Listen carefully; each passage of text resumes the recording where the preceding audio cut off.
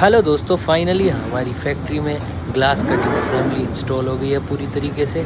और आप देख सकते हैं कैसे ये खुद से ग्लास उठाती है और साथ में कटिंग भी करती है।